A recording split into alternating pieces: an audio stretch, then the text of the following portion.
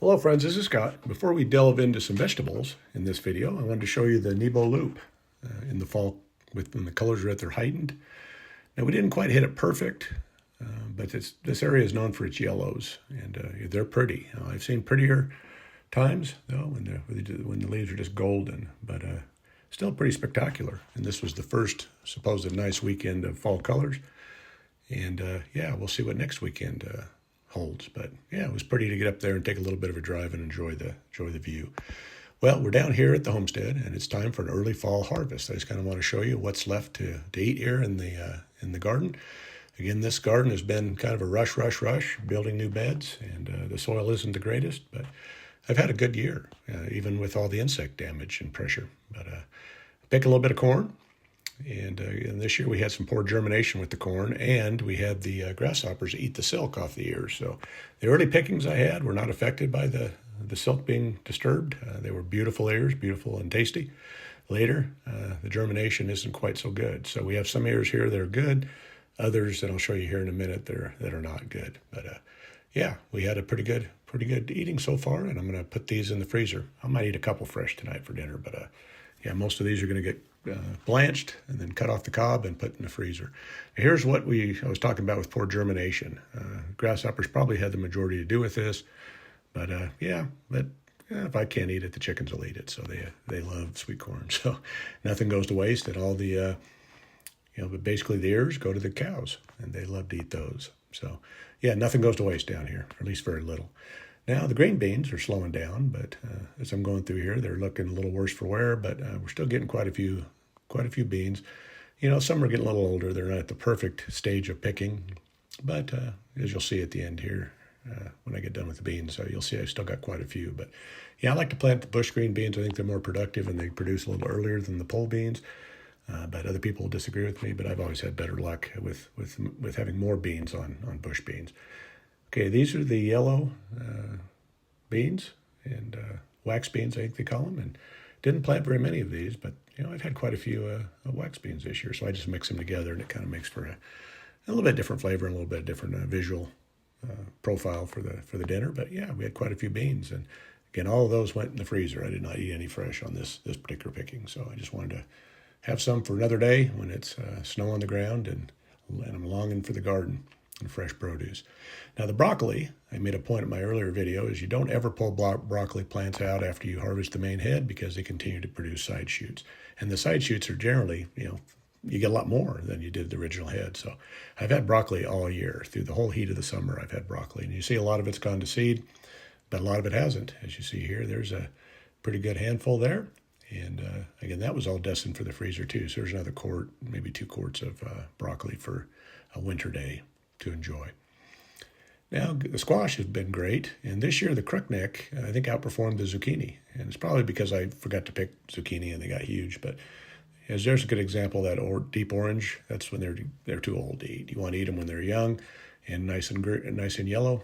And there's a couple there that are just beyond useful, but they'll go to the animals. So I started picking some kale, and you see we have a little bit of an aphid issue I didn't know I had. That wasn't through all of it, so I did get some kale, and I did bring some in the house.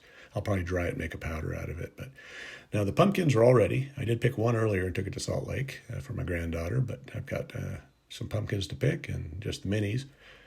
And these are pretty interesting pumpkins because the stalk is huge for the size of the pumpkin. So yeah, it's kind of an interesting little pumpkin. But those were fun. We did grow those from seed, and I got those seeds from some old seed that we had at the school garden that was not used up. So we got a little bit of germination out of those old seeds, and they did produce a small little crop of mini pumpkins. So happy with those. Take a little chopping though to get those off the stalk. Now we get into the butternut, and I have picked one butternut, a big one. It's in the house a couple weeks ago, but now there's some smaller ones, and so today is the day. I'm just going to pull them out of the garden.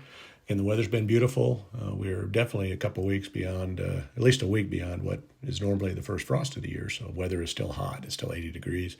But I want to just get all this stuff, they're ready, and I want to get them in storage, get them cured, and get them in storage. So again, I had picked one pumpkin and one butternut before, so I have 5 and 5 this year. Now here's my big failure this year was the beets and the carrots. The carrots were the bigger failure because I got none. But the beets were planted late when it was too hot. I just couldn't keep the water on them along with the carrots, and I just didn't get good germination. But I got one decent-sized beet and a few small ones. So that'll be one dinner. So yeah, I got to do a lot better next year. I'll just plant them earlier, and it'll be fine when it's moister. Now the tomatillos I did not plant. Somebody must have in the past, because once a tomatillo's been planted in your garden or anywhere near you, the birds are depositing the seeds throughout the garden. So I use this for my salsa, and so I have a few here. I'm happy to have them, but again, I did not plant them, but I had enough for salsa. Now I have been digging white potatoes and just eat them as I need them, so I'm not big on pulling all the potatoes out until it's getting closer to winter. But so the whites are pretty much all eaten up. There's a few here I'm going to show you here. I grabbed a few small ones from that end. On this end are all the red potatoes. And I'm going to show you here in a minute that I picked some of those. I thought they were very small because of my little test digs were showing very small red potatoes, but yeah, they're not so small. But here's some white. I'm just showing you a little bit of that. So got a few just for fresh eating. And then here we go. I got into the red potatoes, and man, we got some nice ones in here. And the two of the smaller ones there I had for dinner with baked potatoes with butter and sour cream. They were pretty tasty. Now I picked most of the eggplant already, but I was going to probably do a stir fry in the next day or so. So I picked just a couple small ones. And, there's a few others on this plant, but there's not a lot, as if we've used most of it up. But, yeah, making a little, eggplant lasagna is always good, or just stir fry. Now, the green peppers were mostly enjoyed by the chickens. They got a hold of them more than I did. So I didn't get any really great green peppers, but, the flavor is good, whether they're small or big. And, any green pepper is just it's a good pepper. So here's a little assortment of smaller ones, and they're tasty in a stir fry or eggs. I put them in my eggs too, scrambled eggs. Now I do need hot peppers for salsa I'm going to make tonight, and so I've got jalapenos and cayennes here, and those are my two favorite hot peppers. I'd sometimes plant others, but those are the only two I planted this year. And there's lots on here, but I'll try to preserve some later. But right now I just want enough to make a nice salsa, and I don't like it super spicy, but what I picked today is enough for that's probably a double batch of salsa right there, spice-wise. So feeling pretty good about those. Tomatoes are just awesome. I was worried I wasn't going to get any ripe tomatoes before the frost, but I'm getting tons. And so I put a lot in the freezer, and I've made several batches of salsa. So the tomatoes are a win-win this year. They've done well. Again, I didn't really fertilize much, just one scoop of my homemade compost and into some pretty crappy dirt, and that was all they needed to produce really nice tomatoes. So, well, here we go. Here's a look on my kitchen table of all I picked today. I picked a total of 5 pumpkins total and 5 butternut squash. There's some tomatillos and a few small crookneck squash, some broccoli. Again, my pathetic beet harvest, but yeah, okay. A little bit of kale, quite a bit of corn, some real nice potatoes, a little red and white, and I got a lot more. I'm just going to dig them up as I want to eat them, and then toward the end, I'll dig them all up and store them.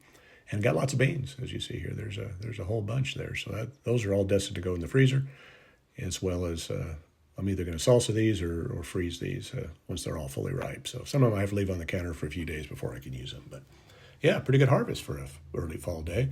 So there, getting them on the counter, you can take a better look at the tomatoes. They're not perfect, and there's a few blemishes, but they're nice. And those were the freezer, but these are the salsa. That's a double batch right there. So I'm pretty happy with this year's garden. Again, I was in a rush to build beds, and the soil's not the best. So I'm really excited for the future when I do have, get the soil amended to where I want it to be. Well, thanks for watching this video. And if you like what you see, please hit the subscribe button, like, share, and comment. Thank you.